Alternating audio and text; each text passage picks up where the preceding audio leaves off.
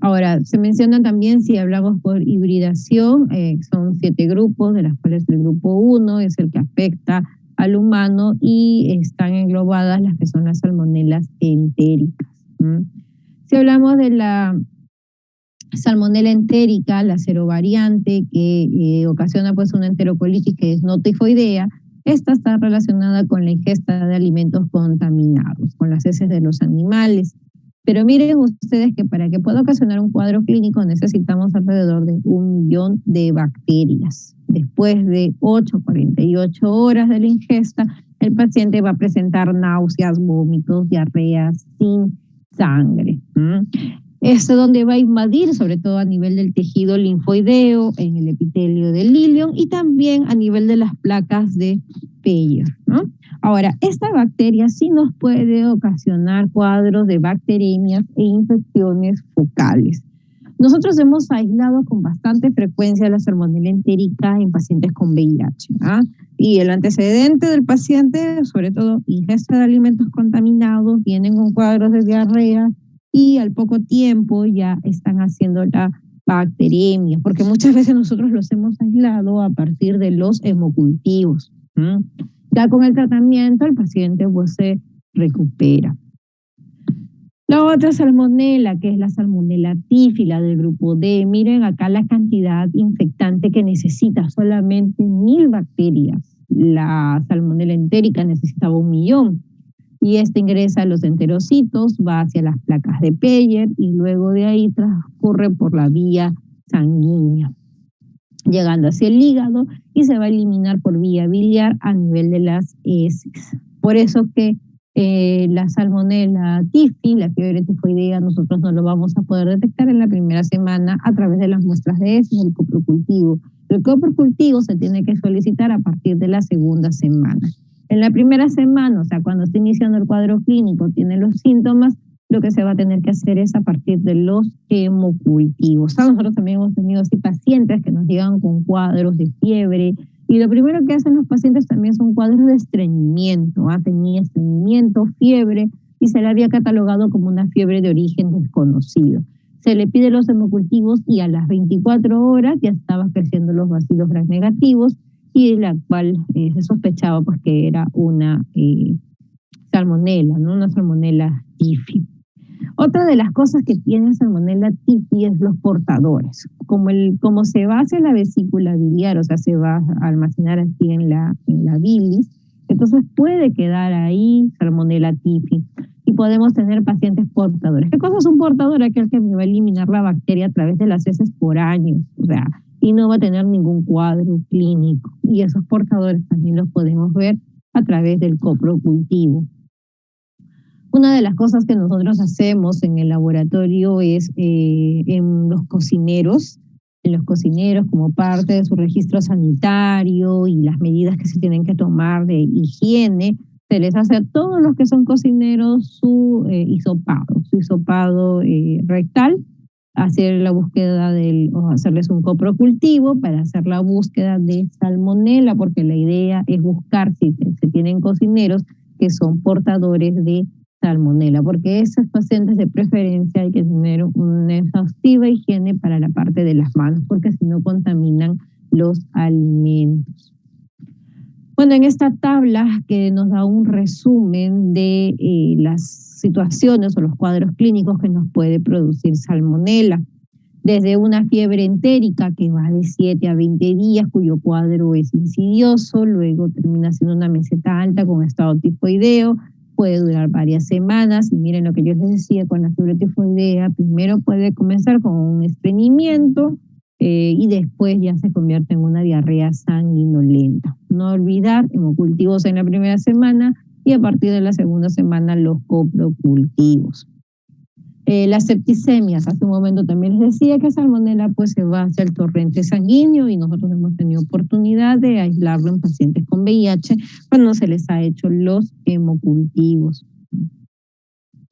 Bueno, pocas veces resulta siendo positivo en las septicemias, pero miren aquí que nos dice que en los hemocultivos van a ser positivos sobre todo durante la etapa de la fiebre alta. Entonces ahí es donde uno va a tener la positividad de esos hemocultivos. Y la enterocolitis, que es producido por esta salmonela entérica, que puede ser un cuadro de 8 a 48 horas, el periodo de incubación, el periodo de la enfermedad es de 2 a 5 días, el paciente presenta náuseas, vómitos, diarreas, los hemocultivos aquí van a salir negativos y los positivos va a ser nuestros coprocultivos, ¿no? De las cuales dice que va a dar positivo poco después del inicio de la infección. Muy bien, salimos de salmonela y ahora nos vamos a Shigella. Shigella sí es la famosa diarrea de moco y sangre, que se le conoce como la disentería basilar, eso no vayan a olvidar. Y miren ustedes también las características de Shigella, ¿no? Qué es lo que produce o degrada, ¿no? Qué sustancias químicas son las que degradan, que me permiten favorecer su identificación. Más bien es una bacteria lactosa negativa, urea negativa, bacteria que no se mueve, al igual que la Klebsiella, no produce sulfuro y también tiene la lisina negativo. El hombre, esta bacteria es un habitante exclusivo del hombre y hay una endotoxina O que nos va a dividir en los 4 subtipos. Se menciona que la más frecuente es la Dicenterae, ¿no? Esa es la más frecuente, pero por lo menos ahí en el hospital nosotros hemos tenido oportunidad de aislar a los 4 tipos. ¿Ah?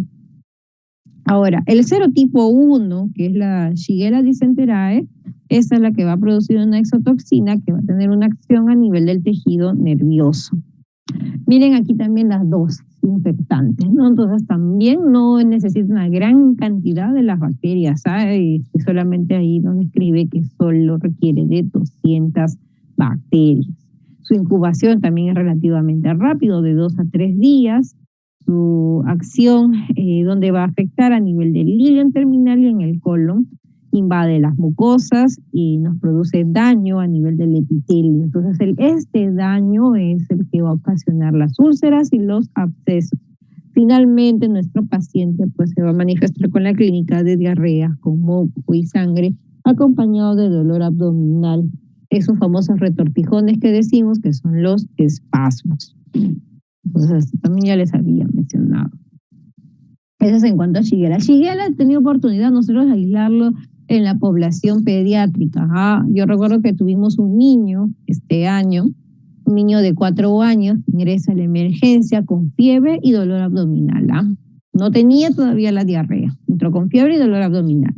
Entonces al inicio lo evalúan y piensan que era, que probablemente podía ser una apendicitis, ¿no? Porque tenía dolor justo todavía en el hipocondrio, en la fosa ilíaca derecha. Entonces uno dirá, ya, entonces sí puede ser una apendicitis porque ahí es la ubicación del apéndice. Entonces comenzaron a evaluarlo al niño y a las horas que estaba hospitalizado comienza a hacer diarrea, pero una diarrea verdosa de la cual tenía también sangre. Cuando vimos en la muestra en el microscopio, vimos una gran cantidad de hematíes, leucocitos, el niño estaba deshidratado. Le inician también, ya dicen, bueno, entonces vamos a descartar la apendicitis, no parece apendicitis, esto más parece algo bacteriano. Entonces de ahí nosotros recorrimos un panel molecular de gastrointestinal, y grande fue la sorpresa que salió Shigella. Entonces Shigella le hicieron al toque su tratamiento al pacientito y a los 3 días recién sale el resultado, porque acuérdense que con las pruebas moleculares es más rápido. En cambio, en nuestra microbiología nosotros tenemos que esperar que primero crezca la bacteria y una vez que crece la bacteria la identificamos y le hacemos un antibiograma. Por eso que eso nos toma alrededor de 2 días, ¿no? O sea, al final un resultado sale en 3 días aproximadamente. Entonces, al final el pacientito salió que tenía una Shigella. Y no solamente Shigella, también estaba acompañado de Giardia lamblia. Entonces, en muestras de esas frescas, lo que se puede aislar es el trofozoito, ¿no? El trofozoito muy bien, y es en las primeras horas, porque después de ahí ya no se puede encontrar el trofozoito. En las muestras de ese parásito simple también, sino que ¿qué pasa? Que la giardiasis no es para atenderlo en la emergencia, eso ya se tiene por la consulta externa, ¿no? Porque ese niño ya probablemente no tenía las condiciones adecuadas. Entonces, eso también ya te estaría indicando qué cosa, lo que es la parte de la salud pública, que ese niño no se lavaba las manos. Para que tenga Shigella es porque ese niño no tenía la higiene de manos, ya tenía hasta yardia. Entonces ya con la yardia probablemente este niño ya tenía etapas de estreñimiento, diarreas, estreñimiento, diarrea, ¿no? Hasta que hizo este cuadro de la Shigella, pues que lo llevó a la deshidratación y terminó en la emergencia. Cuando se detectó la bacteria, de inmediato al niño le dieron de alta, porque ya era manejarlo con el antibiótico, con la hidratación en su casa, ¿no? Sus sales de hidratación oral, y con eso salió pues este niñito. Bueno, tenemos la Escherichia coli, ¿no? La clásica Escherichia coli. Esta tiene ciertas características bioquímicas, degrada pues muy bien los carbohidratos, la glucosa, la sacarosa, la lactosa, que eso se ve en el TCI, el indol es positivo, ¿no? El sulfuro no produce, lisina sí tiene positivo y citrato negativo. Habitualmente está en el intestino grueso y produce vitamina K. Si se encuentra en el agua potable o en la leche, productos lácteos, ya nos indica contaminación fecal y eso ya no es apto para el consumo humano. Cuando la E. coli sale del intestino, pues puede afectar varios órganos, ¿no? Por ejemplo, muy bien las infecciones urinarias, de las cuales las mujeres sufren con bastante frecuencia, las heridas operatorias, los cuadros de sepsis, los cuadros de meningitis en el recién nacido también. Hemos visto también en los cuadros de pacientes que tienen pie diabético presencias de estas enterobacterias. Para la E. coli de por sí hay de diferentes tipos, ¿no? Cuando nosotros lo hacemos en el coprocultivo, tratamos de buscar si estamos frente a una E. coli enteropatógena o enterotoxigénica, de las que nos mencionan acá. Por ejemplo, la enteropatógena, esta tiene una acción inducida por los bacteriófagos y se van a poder adherir a donde las células del intestino delgado, destruyendo las vellosidades. Y nos va a producir, ¿qué cosa? Una diarrea acuosa, ¿no? Otro tipo de E. coli tenemos a la enterohemorrágica. Esta enterohemorrágica que tiene una cepa con bacteriófago toxigénico. Y el serotipo se describe al O157H7. Esto es clásico, va a encontrar a esta E. coli sobre todo en la literatura americana. Si ustedes han revisado el libro del Murray, en el libro del Murray hablan de estos casos clínicos que se pueden encontrar, ¿no? Ocasionados por esta E. coli enterohemorrágica. Y la relación es el consumo de embutidos, ¿no? Embutidos o la carne de ternera que está poco cocida, leche sin pasteurizar, ahí está relacionado. Lo que va a terminar ocasionando es el famoso síndrome urémico hemolítico. ¿Con qué se relaciona el síndrome urémico hemolítico? Plaquetopenia, colitis hemorrágica y también si me dice de uria, entonces eso quiere decir que también mi paciente estaría haciendo una insuficiencia renal aguda. La E. coli enterotoxigénica, esta produce enzimas toxigénicas que van a estar codificadas por plásmidos, que pueden ser termolábiles o también termoestables, ¿no? Dependiendo de qué tipo de enzima tenga, va a activar a una adenilciclasa o a la guanilciclasa. Todas estas pueden actuar a nivel del intestino delgado, entonces por lo tanto va a producir una hipersecreción con una diarrea acuosa. Esta es la que se le conoce como la diarrea de los viajeros. Y la enteroinvasiva, de la cual está relacionada con varios serotipos y sus genes pues son transportados por plásmidos. Estos actúan también a nivel del colon y nos pueden producir una diarrea que es similar a Shigella. Ahora, ¿cómo hacemos la identificación de esta E. coli con sus diferentes serotipos? Lo ideal sería trabajarlo a través de las pruebas moleculares. En otros lados pueden trabajarlo con la serología, pero el problema de la serología es que da muchos falsos positivos. ¿Cómo es que trabajaría con la serología? Tengo las colonias, ¿no?, de mi placa y a eso le agrego unas gotitas y con esas gotitas de antígeno, ya sea de una enteropatógena, enteroinvasiva, enterohemorrágica, vamos viendo con quién va a producir una reacción antígeno-anticuerpo. Entonces, cuando se vean esos grumos, una aglutinación, entonces uno dirá, ya, que es positivo. Pero como les digo, mucho riesgo de falsos positivos y de falsos negativos. Entonces, por ejemplo, nosotros en el laboratorio no estamos haciendo la identificación de estas E. coli. Lo ideal es trabajarlo a través de las pruebas moleculares. Hace un rato yo les estaba mencionando acerca de Klebsiella, ¿no? Klebsiella asociada a las infecciones del ventilador mecánico, a las infecciones del tracto respiratorio bajo, que pueden ocasionar neumonías en pacientes con cuadros de inmunosupresión, pacientes que son consumidores de drogas intravenosas, ahí le gusta meterse a la Klebsiella.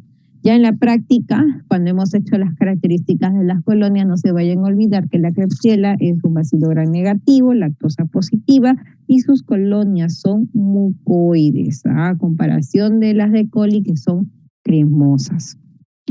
Este grupo de bacterias, o sea, las otras enterobacterias que no las estamos mencionando, todas ellas resultan también siendo patógenas y nos pueden afectar a cualquier parte. Y sobre todo afectaría más a los grupos de riesgo como los recién nacidos, los adultos mayores, pacientes inmunosuprimidos, los pacientes que tienen un traumatismo o que están hospitalizados. Este es un ejemplo para mostrar acerca de un panel molecular que se llama un panel de neumonía. Miren ustedes la cantidad de gérmenes que se han aislado desde que se le ha detectado el Haemophilus influenza, la Klebsiella, Pseudomonas, Serratia, Streptococcus, pero ojo, no es que tenga todas esas bacterias, le están ocasionando pues alguna infección y voy a tener que bombardearla de antibióticos para cada bacteria, no es así. Aquí uno muchas veces va a tener que valorar el cuadro clínico del paciente, los antecedentes, el mapa microbiológico. ¿Qué cosa es un mapa microbiológico?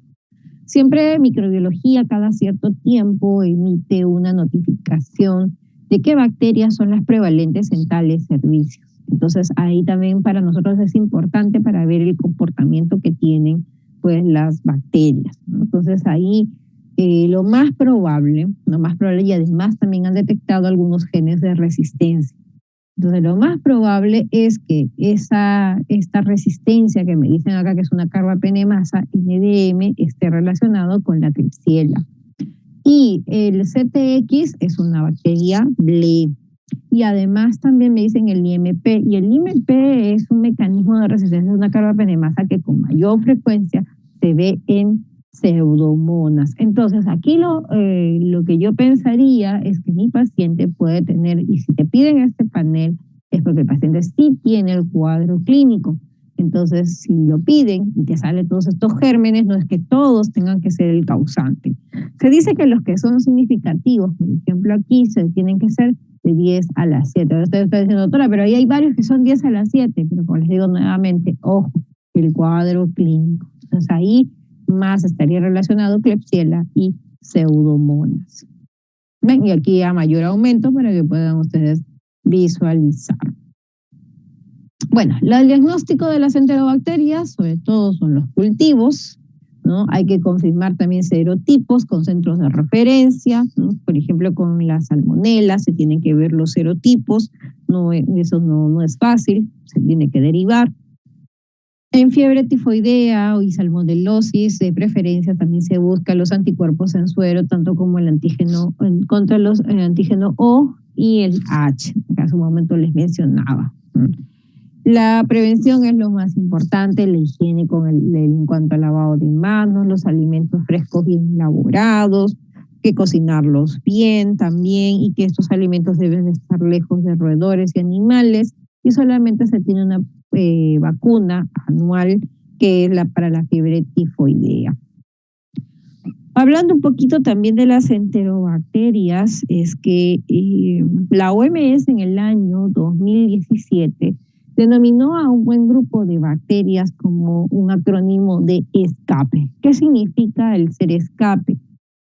Son el acrónimo de varias bacterias, por ejemplo, E. coli, Staphylococcus aureus, Klebsiella, Acinetobacter, Pseudomonas y Enterococcus. ¿Y qué nos está hablando de este grupo de bacterias? Nos está diciendo que a estas bacterias uno tiene que hacerle más seguimiento, desarrollar más investigación, sobre todo para la parte del tratamiento. Entonces tengo que yo darle prioridad a este grupo de bacterias. Y estas bacterias describen algún mecanismo de resistencia como está aquí en la imagen. Desde los mecanismos, si mencionamos a los clásicos mecanismos enzimáticos, como son las beta-lactamasas, de las cuales producen una hidrolización, ¿no?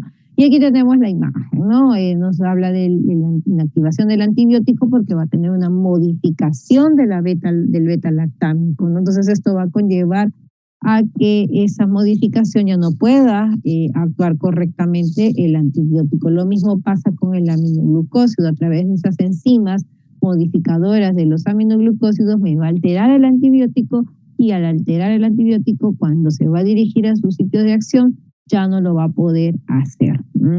La otra forma de poder producir los mecanismos de resistencia es modificando el sitio diana de la bacteria. Esto es, por ejemplo, cuando se menciona del Staphylococcus aureus, ¿no? Cuando cambia su PBP, que cambia a una PBP2A. Esa PBP2A es codificada por un gen que se llama el gen MECA, ¿no? Eso también es algo clásico que sucede con las bacterias. Entonces, al final, nuestra bacteria va a seguir sintetizando normalmente su peptidoglucano, ¿no? ¿Por qué? Porque el antibiótico ya no le va a hacer nada. El otro fenómeno que puede ocurrir, que es las alteraciones de las purinas. Con las alteraciones de las purinas es que vamos a tener que va a haber una mutación en estos canales de purinas y por lo tanto va a haber una pérdida, ¿no? Es el ejemplo que se menciona aquí es la pérdida del OPRD, de la cual va a generar una impermeabilidad, y eso es clásico en pseudomonas. El otro mecanismo que también se menciona son de las bombas de flujo. ¿Qué quiere decir esto? Que el antibiótico que ingresa hacia el interior de la bacteria sale, lo saca, lo lleva hacia el exterior, entonces por lo tanto el antibiótico no va a poder actuar. Este tipo de mecanismo se ve con los antibióticos del meropenem, ¿no? Y antibiótico de amplio espectro que lo utilizamos ante sospechas de bacterias BLE. Por último, tenemos la formación del biofilm. Esto va a generar una persistencia o una tolerancia de la bacteria a los antibióticos, de la cual eso tampoco no nos favorece la presencia de los biofilms. Aquí ya adelantándome un poquito al seminario que vamos a tener dentro de poco, que es sobre resistencia bacteriana, aquí les dejo la clasificación funcional, ¿no?, de las beta-lactamasas. Y se habla bastante de beta-lactamasas porque es una de las cosas que se han ido investigando más. Se permite hacer la detección de los genes de resistencia y muchos de los nuevos antibióticos están dirigidos contra estos grupos. Entonces, las beta-lactamasas se van a dividir en serina y en metalo. Serina, ¿de dónde viene este nombre? De los aminoácidos. Entonces, va a ocupar el aminoácido serina en la posición 70. Y el otro tipo de beta-lactamasa, que es el metalo, de la cual necesita de un ion metálico como es el zinc. De cada uno de estos grupos, ya sea por la clasificación molecular o la clasificación de Ambler, se dividen en letras, ¿no? A, C, D, B. Ya a partir de la clasificación de Bush, ¿no?, la clasificación funcional, esta se va a dividir en números. Entonces, lo que llama la atención es que cuando ya uno lo divide en números, hay diferentes subtipos.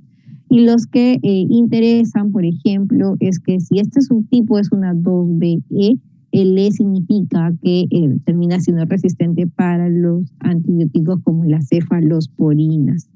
Si yo tengo acá dentro de los subtipos la letra R, significaría que ese grupo de bacterias son resistentes a los inhibidores beta-lactámicos, ¿no? Ampicilina surlactam, amoxiclavulánico, amoxicilina surclavulánico, piperacilina tazobactam, etc. Y por último, si tenemos aquí la letra F, significaría que esta es una bacteria carbapenemasa. Entonces, así es que de esa manera uno hace la clasificación a través de las beta-lactamasas. Ese es un ejemplo de un urocultivo del Hospital 2 de Mayo, donde yo trabajo, y ahí pueden ustedes ver, miren, este urocultivo es de la comunidad, es una paciente de la consulta externa, tiene leucocitos pues, patológicos, lo normal es hasta 5, ella tiene de 8 a 10, tiene un recuento de colonias que también es significativo, mayor o igual a 100.000 unidades formadoras de colonia. Entonces se supone que esta paciente debe de haber entrado con algún cuadro clínico de una infección urinaria y por eso me he visto obligada a pedirle el urocultivo, ¿no? Y en el urocultivo me sale que es una E. coli, que una beta-lactamasa de amplio espectro. Entonces tengo que ver aquí la clínica de mi paciente, si es una paciente que está con una inmunosupresión o es que mi paciente llegó con un cuadro ya de una pielonefritis. Lo más probable es que esa paciente va a terminar hospitalizándose y voy a tener que darle antibióticos como el ertapenem, por ejemplo. Pero no, supongamos que mi paciente viene y sí, pues no, ha tenido algo de síntomas, y hasta ahora pues tiene un poquito, no ha habido fiebre, etcétera. Entonces, por ejemplo, ahí yo podría darle un antibiótico pues por vía oral. Y uno de ellos que resulta siendo muy bueno es la fosfomicina, por ejemplo, y solamente se da por dosis única. Miren este otro caso de los que vemos en nuestra rutina de laboratorio, de un paciente que está en la unidad de UCI neurocríticos, no, UCI general, y se pidió un cultivo de un aspirado bronquial. Miren a ese aspirado bronquial, que también se le aisló una cándida, ¿no? Entonces está colonizando ahí la cándida, pero en este aspirado bronquial se terminó aislando también Klebsiella. Miren la Klebsiella como sale, que sale con una alerta, ¿no? Entonces me está diciendo que esa Klebsiella es una cepa productora, ¿no? Tipo serin beta lactamasa, ¿no? Entonces eso es importante también describirlo porque los colegas cuando van a iniciar el tratamiento necesitan pues saber qué tipo de mecanismo de resistencia tienen, ¿no? Y quién es el agente causante. Por otro lado, también están las guías. Existen diferentes guías de práctica clínica y esta es una guía de los cirujanos, ¿no? Pacientes que hacen infecciones intraabdominales, qué es lo que hay que hacer. De hecho, que vas a iniciar alguna terapia empírica, pero posteriormente ya con el diagnóstico hecho, ya uno lo que va a tener que hacer es muchas veces es desescalar, ¿no? Desescalar, o sea, o bajarle la dosis, cambiarle por otro antibiótico, ¿no? Por el bien del paciente. Pero aquí también nos mencionan pues que en algunos de los casos van a tener que solicitar lo que es o hacer la terapia empírica, ¿no? Y miren acá lo que mencionan, ¿no? Yo puse esta diapositiva porque me parece importante que en esta guía hacen el hincapié de que el paciente tiene que hacerse su cultivo, o sea, tenemos que tomar la muestra del cultivo microbiológico para saber el agente. ¿Y qué pasa si ya aíslo el cultivo? Cualquiera de estos agentes aquí nos dan las pautas, ¿no? ¿Cuál sería el antibiótico de elección que se debería dar a ese paciente? Vamos entonces ahora con el grupo de los víbrios, ¿ya? Bueno, víbrios ya los hemos tenido en la década de los 90, ¿no? Cuando hemos tenido la séptima pandemia, ¿no? O la séptima epidemia, ¿no? Acá en nuestro país. Y bueno, si mencionamos a víbrios, pues son bacterias que están en el medio acuático, son bacilos gram negativos curvados, tienen un flagelo polar, entonces por eso son móviles, y metabolizan la glucosa como vía fermentativa. Tienen la enzima citocromo oxidasa, característico del vibrio. Tenemos diferentes tipos de vibrio, de los cuales los que más se describen es el vibrio escolera, el Parahemolíticus y el Vulnificus. El Vulnificus es el que produce daño a nivel de la piel, ¿no? Piel y partes blandas, ahí está Vulnificus. Y Vulnificus, su punto de partida, o pues que como uno puede adquirir la infección, es sobre todo cuando uno tiene una herida abierta, ¿no? Una herida abierta y va hacia la playa y por ahí favorece el ingreso de esta bacteria. ¿Mm? Existen otros géneros dentro de esta clasificación de los vibrios, está la aeromona y también la plesiomona, que los aislamos en las muestras de cuando hay sospecha de una diarrea, ahí se le solicita y sí, ¿no? Bueno, ¿Qué es lo que nos ocasiona el vibrio? Pues la enfermedad diarreica aguda, ¿no? Se dice que esta es más endémica en zonas de la India, ¿no? Bangladesh, ¿no? El hombre es el huésped natural y la víctima de su patogenicidad. Nos describen, pues, Pacini como especie bacteriana en 1854 y Koch describe la bacteria en las heces de personas con cólera. Ahora, dentro de las características biológicas del vibrio cólera, es una bacteria aeróbica y anaeróbica facultativa, se multiplica cada 10 minutos, se desarrolla en su medio. Tenemos un agar selectivo para el desarrollo del vibrio, que lo sembramos cuando nos llegan las muestras de coprocultivo, y es el agar TSBS. ¿Qué significa TSBS? Tiosulfato, citrato, bilis y sacarosa. Una característica del vibrio cólera en comparación de los otros vibrios es que aquí nos va a sintetizar la sacarosa y por lo tanto el agar ustedes lo van a ver las colonias de color amarillo. El resto de los otros vibrios solamente van a ver colonias en color verdoso, tal cual como es el color del agar. El vibrio cólera también va a ser sensible al calor, muere a 60 grados durante 15 minutos. Dentro de las estructuras del vibrio cólera también a este bacilo, tiene en su pared el antígeno O, que es el somático, del cual nos va a permitir hacer la clasificación. Los serotipos, como describen aquí en la diapositiva, el OU1 y el 139 van a producir una exotoxina colérica, que ha sido la causante de las pandemias. Recordar que el serotipo O1 posee biotipo clásico y TOR, y el serotipo Ogawa, Inaba e Kojima. Carece también de cápsula. De las clasificaciones A y B son las que, sobre todo, por lo menos la A es la que se tuvo durante la epidemia del cólera.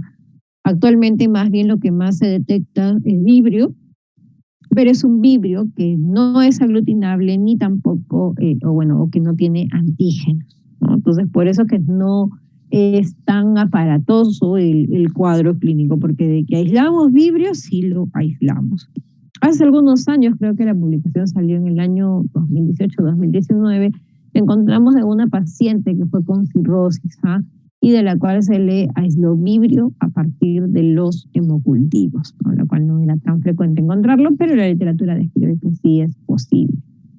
La transmisión, ¿no? ¿Cómo es que se transmite el vibrio? Generalmente el reservorio es el hombre, a través de la ingesta oral de agua o que están los alimentos contaminados. Ustedes se acordarán que cuando tuvimos la epidemia del cólera en los años 90, fue una época difícil, primero que no había plata, lo otro es que no teníamos muchos lugares en los cuales no tenían agua potable, no se tomaban las medidas de higiene en cuanto al lavado de manos, ¿no? Entonces teníamos muchos factores de riesgo que desgraciadamente favorecieron a que el cólera se pueda expandir en todo el Perú. Miren ustedes también que aquí la patogenia de este vibrio, de esta bacteria, es que necesita de 1 millón, o sea, que es relativamente alto para que pueda ocasionar algún síntoma, ¿no? El paciente puede hacer cuadros de vómitos, diarreas acuosas, deshidratación, shock hipovolémico, una acidosis metabólica que lleva a una falla renal. Otra de las cosas que se ve en vibrio cólera, la diarrea acuosa, es en lavado de arroz, ¿no? Cuando ustedes lavan el arroz, sale un agua blanquecina, entonces es de esa manera el color que tienen las heces en la diarrea ocasionada por vibrio cólera, ¿no?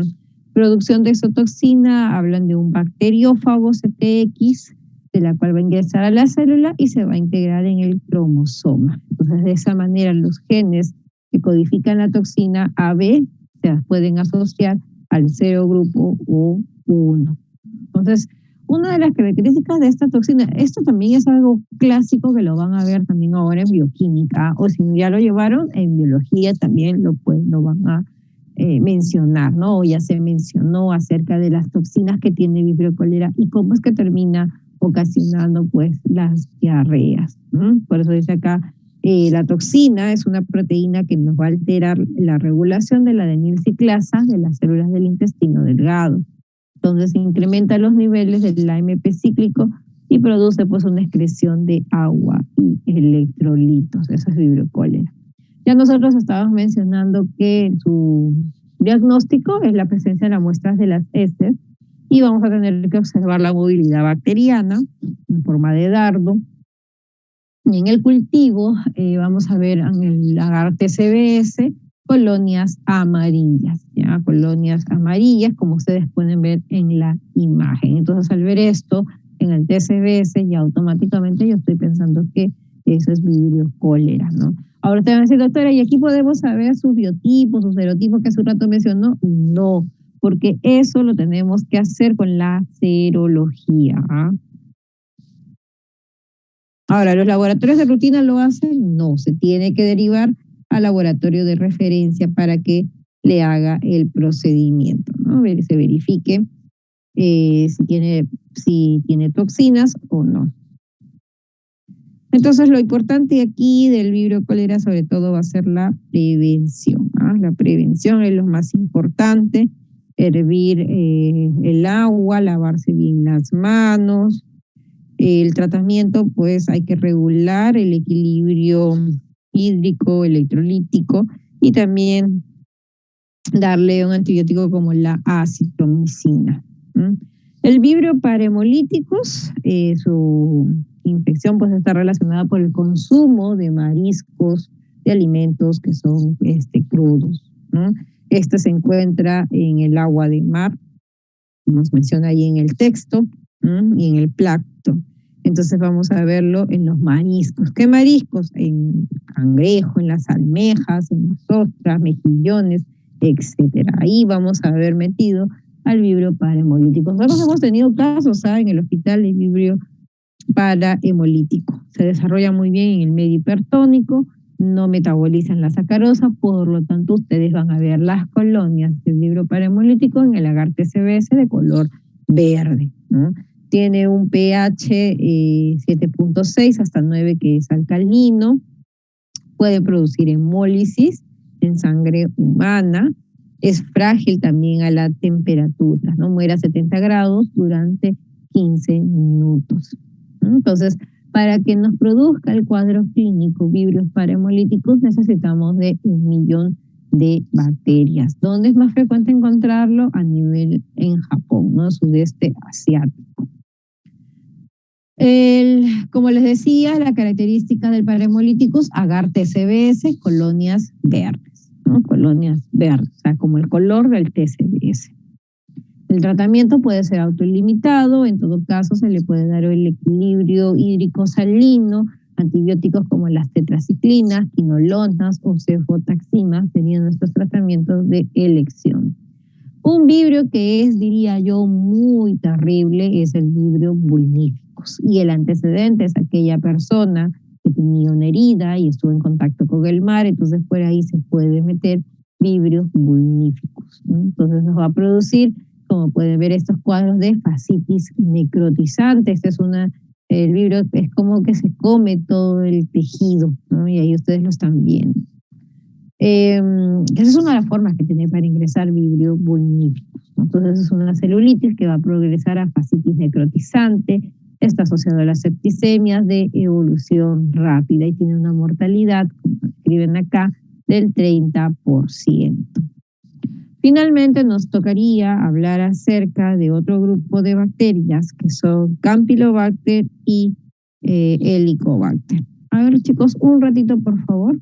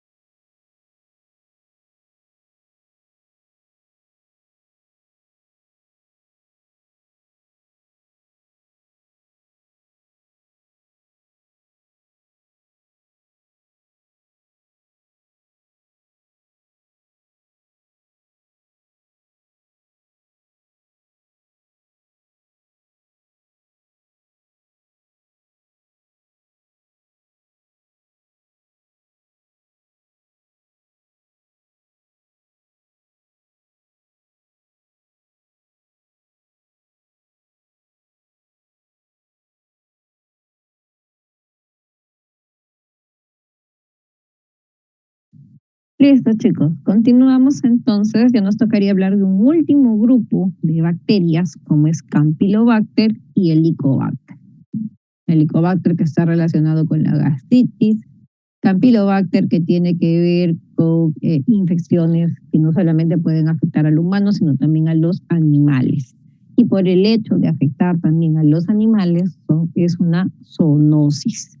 El reservorio son los intestinos de animales y miren ustedes que tenemos diferentes tipos de Campylobacter que van a estar ubicados en varios animales.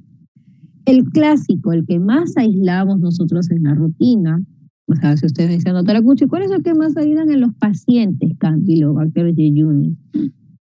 Yo les había mencionado que nosotros hemos estado aislando con bastante frecuencia Campylobacter en las muestras de heces de los niños, ¿no? Por lo menos de los niños que llegan a los de mayo, hemos estado aislando, era frecuente encontrarlo, ¿no? Bueno, el humano pues se contagia con la ingesta de los alimentos contaminados, ya sea de agua, leche u otros. Entonces van a producir, requiere también de una dosis elevada de los gérmenes para que pueda producir el cuadro clínico. Entonces producen una diarrea en humanos, está asociado a Guillain-Barré era pues hace algunos 4 años atrás aproximadamente, tuvimos brotes en diferentes ciudades de Guillain-Barré, ¿no? Y estuvieron asociados al Campylobacter, ¿no? Pueden ocasionar también aborto en ovejas, infección grave en porcinos. Guillain-Barré es un síndrome de la cual afecta a los nervios, ¿no? Toda la parte periférica, el paciente no puede caminar, puede también tener la pérdida de la sensibilidad y va subiendo diría yo, de abajo hacia arriba, o sea, de miembros inferiores va ascendiendo hasta que puede llegar hacia el nivel del diafragma. Ustedes saben que el diafragma, ya llevaron anatomía, está inervado por un nervio frénico, entonces este nervio frénico se puede ver afectado y por lo tanto yo voy a tener ya dificultad respiratoria y el paciente puede fallecer por el Guillain-Barré. La infección grave también que se puede dar a nivel de los porcinos. Algunas características de Guillain-Barré, del Campylobacter. De esta bacteria, como ustedes pueden ver en la imagen, son también bacilos gram-negativos que son curvados y que pueden tener la forma de S y también tener el famoso vuelo en gaviota o en coma, ¿no? Adoptan esas diferentes morfologías, ¿ya? Son muy delgadas y son móviles con un flagelo gular. Por el hecho de ser muy delgadas y como voy a tener las muestras de heces, lo correcto en hacerla para poder hacer su identificación es que se tenga que pasar por las membranas. ¿Se acuerdan estos filtros de Millipore que les habíamos mencionado en la primera clase para hablar de filtración? Ya, entonces las muestras de las heces, como es una muestra donde hay restos de comida, y entonces sale una muestra muy contaminada, y para ayudar a la identificación, porque la bacteria es tan chiquitita, entonces se hace pues con estas membranas, ¿no? Para tratar de que la muestra solamente esté en qué cosa, el Campylobacter, ¿no? Campylobacter tampoco no es tan fácil de crecer. A nosotros cuando lo hemos visto en el gran y después de ahí lo hemos sembrado en nuestro agar Campylobacter, un agar selectivo, le damos las condiciones necesarias porque es microaerófilo, requiere 5 o 10% del CO2 en los cultivos, entonces con todas esas condiciones para que pueda desarrollarse, ¿no? Y podamos nosotros sacar el antibiograma. No utilizan pues azúcares de la vía oxidativa ni la fermentativa, más bien si son citocromo oxidasa y catalasa positivas. No tienen la enzima ureasa, se van a desarrollar bien bajo temperaturas de 37 a 42 grados centígrados y son frágiles a la desecación, ¿no? Con respecto al Campylobacter. El Campylobacter, como les decía, puede ocasionar la diarrea, invade la mucosa del yeyuno en el ileum y puede terminar formando abscesos y necrosis. Entonces los gérmenes van a ser fagocitados por todas nuestras células de la primera línea, ¿no? Células dendríticas, macrófagos, ¿no? Los mismos neutrófilos que van a ayudar a la producción de un factor de necrosis tumoral y citoquinas. Si tenemos algún paciente que tiene una deficiencia de inmunoglobulina A, que es una inmunodeficiencia primaria y resulta siendo también la más frecuente, puede darse recurrencia de la enfermedad. De por sí, con cualquier inmunodeficiencia primaria, sí se hace susceptible a que puedan adquirir infecciones, ¿no? El diagnóstico de Campylobacter, una muestra de las heces, que la vamos a tener que pasar por los filtros, ¿no? Y se va a tener que colorear con Vago o Gram, ¿no? Los medios selectivos se va a tener que incubar a 42 grados porque tenemos que generar ese ambiente microaerófilo para que se pueda desarrollar el Campylobacter, ¿no? Y les mencionaba que el filtrado de la muestra en el milipor es de 0,45 microunidades previa a la siembra e incubación a 37 grados centígrados, ¿no? Que es lo que se aconseja para el Campylobacter. Desgraciadamente no se dispone de vacuna. Aquí sí tenemos que ser exhaustivos con las medidas de higiene de los animales y ingerir alimentos lácteos que sean pasteurizados, ¿no? Dentro del tratamiento se autolimita, podemos tener esa situación, o en todo caso mi paciente va a tener que recibir algún antibiótico como macrólidos, eritromicina, citromicina, cloramfenicol, quinolonas, pero tener en consideración de que los pacientes pueden hacer un cuadro de recaídas, ¿ya? Entonces, este resumen lo he tomado de la página de la Organización Mundial de la Salud, en la cual nos dice que el Campylobacter es una de las 4 causas mundiales de la enfermedad diarreica. Entonces, es la causa bacteriana más frecuente de gastroenteritis en el mundo. Estas generalmente suelen ser leves, ¿no? Pero pueden ser mortales en niños muy pequeños y también en los pacientes con inmunosupresión. El calor y la cocción de los alimentos así a fondo matan diferentes especies de Campylobacter y por lo tanto se tienen que seguir las medidas de higiene alimentaria al momento de preparar la comida. Bueno, finalmente tenemos esta otra bacteria, el Helicobacter. El Helicobacter es un poco difícil poder cultivarlo, no es tan sencillo. Más bien aquí el diagnóstico del Helicobacter es el cuadro clínico, paciente que tiene unas epigastralgias, ¿no? Tipo urente, que se pueden irradiar, ¿no? Cualquier parte del abdomen o atrás, etcétera, ¿no? Se puede irradiar el dolor. Y característico, pues, ¿no? de esta infección por Helicobacter. Y la ayuda acá del diagnóstico es sobre todo la endoscopía. Y en la endoscopía se tiene que tomar una biopsia. Y la biopsia que se admite en anatomía patológica debe reportarme, pues, esos bacilos que estarían relacionados a Helicobacter. Ese es el diagnóstico definitivo en sí. Agrupa bacterias espiraladas o curvadas del tubo digestivo. En 1982 es reconocida como el agente etiológico para la gastritis y para la úlcera péptica, ¿no? Esta fue descrita por Barry Marshall y Robin Warren, ¿no? Recibieron su premio Nobel de la Medicina en el año 2005 por la relación del Helicobacter pylori, ¿no? Entonces, algunas características del Helicobacter, que esto es un bacilo curvado, es móvil por ramillete de flagelos polares en sacacorchos, como pueden ver ustedes en la imagen. El clásico de las especies es el Helicobacter pylori, pero tenemos aquí también algunos otros subtipos.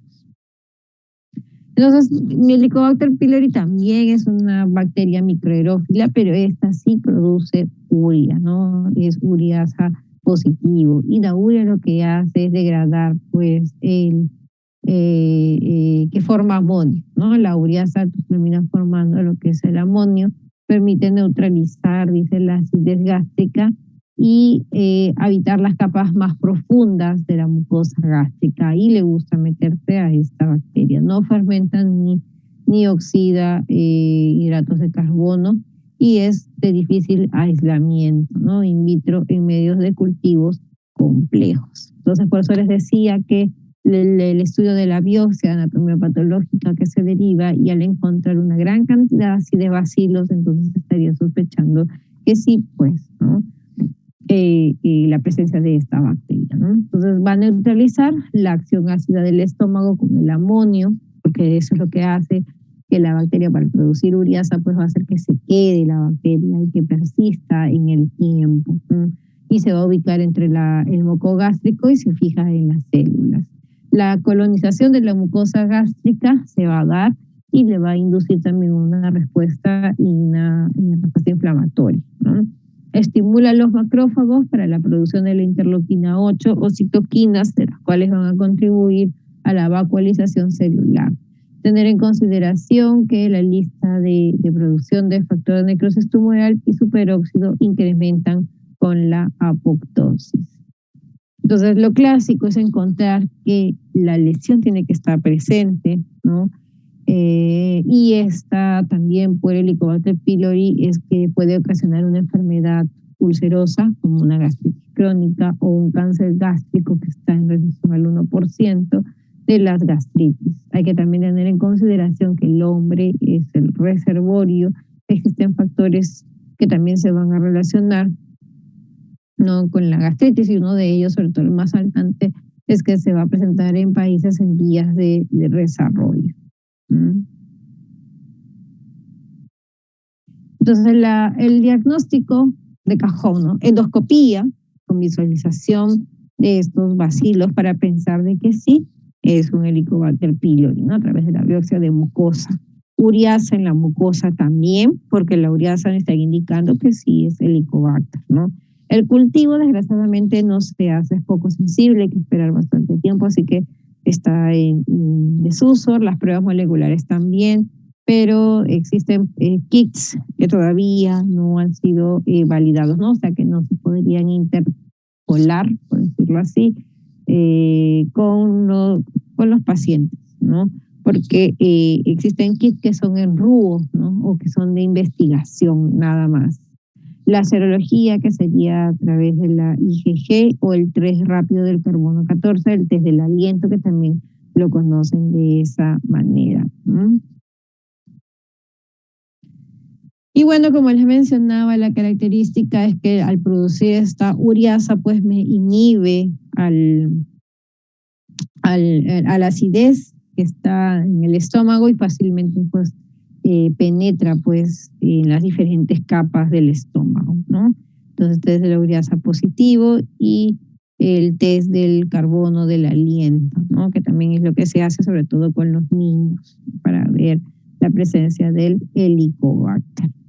Bueno, eso era lo que quería mostrarles, chicos. No sé si por ahí hay alguna pregunta antes de cerrar la sesión. ¿O está todo claro? Ojo con esta clase. Esta clase ya es a partir para el segundo parcial, ¿ah? Hasta la hicieron la semana pasada, hasta ahí viene el primer parcial.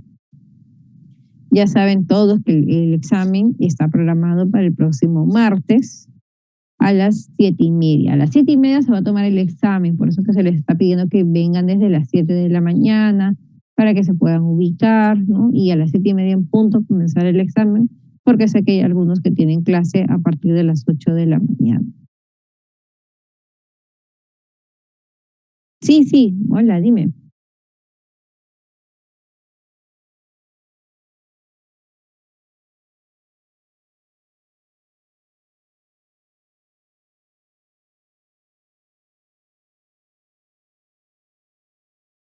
En las enterobacterias, no, dependiendo, o sea, por ejemplo, la E. coli, de la Escherichia coli, mira, dependiendo. La Escherichia coli bien puedes tenerla en la atención hospitalaria o bien también en la consulta ambulatoria. Entonces, supongamos, tienes una paciente, una mujer que te viene con dolor en el vientre bajo, que le dicen, o sea, la zona del hipogastrio, y te dice que orina cada rato poquito. Esa es la polaquiuria. Y le arde para orinar, tiene disuria. Entonces uno sospecharía de que esa es una ITU baja, o sea, una cistitis. Entonces, para la cistitis, yo le voy a pedir su urocultivo, nada más. No tengo por qué pedirle el hemocultivo, entonces solamente su urocultivo. Y con eso ya yo podría iniciar terapia empírica, ¿no? Iniciamos terapia empírica y mientras el cultivo va identificándose la bacteria, se le va haciendo el antibiograma, yo ya le voy iniciando antibiótico. Cuando yo ya recibo el antibiograma, ¿no? El reporte de los resultados, si es alguna E. coli salvaje o si ya presenta algún tipo de mecanismo de resistencia, veremos el tratamiento que viene recibiendo la paciente, lo aumento o simplemente voy quitándole, ¿no? Y le voy pensando, por ejemplo, darle una vía oral. De hecho, que en una cistitis que es de la comunidad y si sale una E. coli, ahí hay que ver la literatura si es una E. coli sensible o una E. coli resistente, pues, ¿no? Para ver qué tipo de tratamiento se le va a dar.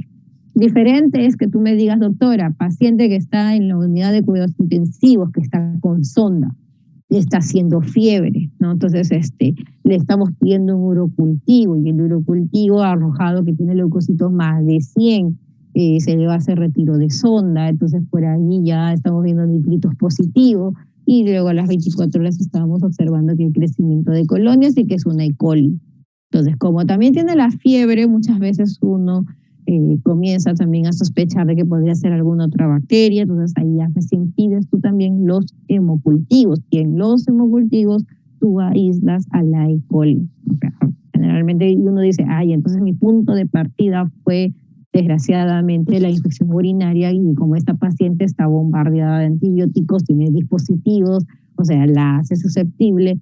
Entonces, ese antibiótico o bueno, esta bacteria va a estar presente pues en todos lados, ¿no? Entonces, y la vas a poder detectar también en el hemocultivo.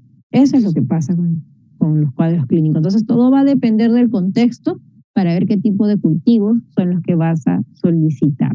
Lo que estuvimos hablando al inicio fue con salmonela. Salmonela, y si necesitas pedirle hemocultivo, sobre todo la salmonela tifi. ¿No? Salmonela tifi, primera semana es hemocultivos. A partir de la segunda semana es donde recién tú vas a solicitar el coprocultivo.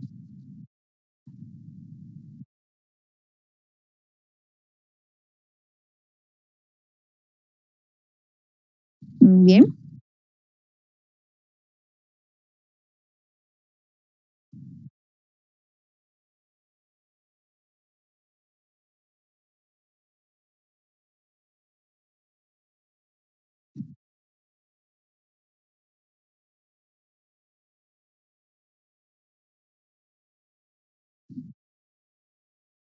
Claro, dependiendo del mecanismo que haya adoptado, ¿no? O que se haya metido, si es a través de plásmidos o si es a través de algún bacteriófago y va a producir una diarrea característica.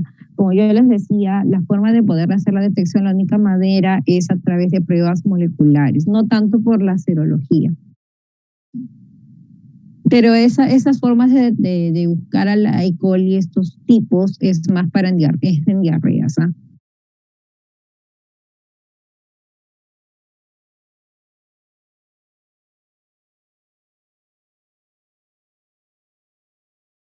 Dependiendo.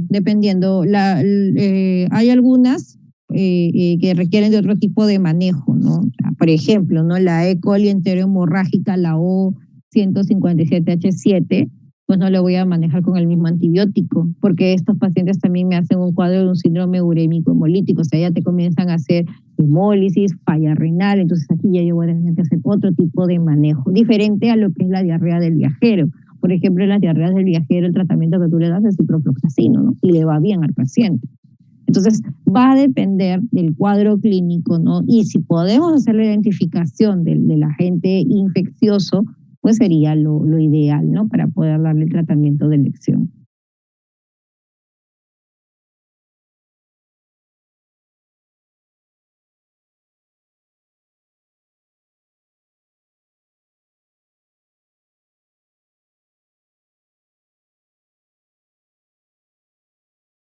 De acuerdo. Correcto, correcto. Pero como yo te decía, la E. coli, si tú quieres saber los subtipos, la mejor manera es hacer una prueba molecular.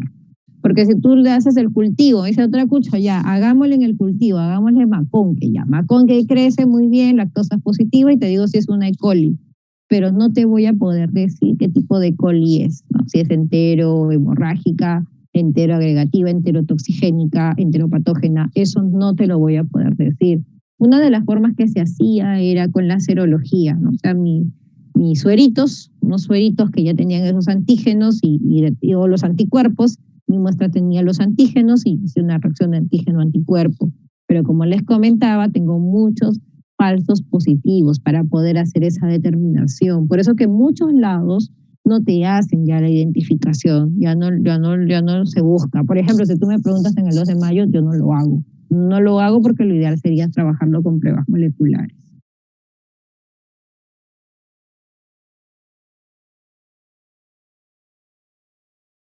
No, está bien, está bien. El que siempre pregunta, ¿no? Está bien. Se ve que te gusta, ¿no? Y bueno, pues revisas, lees, y eso es bueno, pues, ¿no? Bien, chicos. Ok.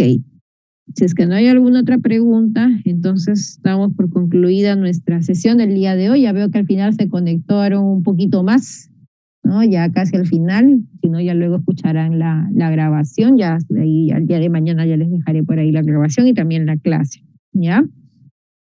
Listo. Entonces, que tengan buenas noches y muchas gracias. Muchas gracias, doctora. Muchas gracias, doctora. Gracias, doctora. Gracias, doctora.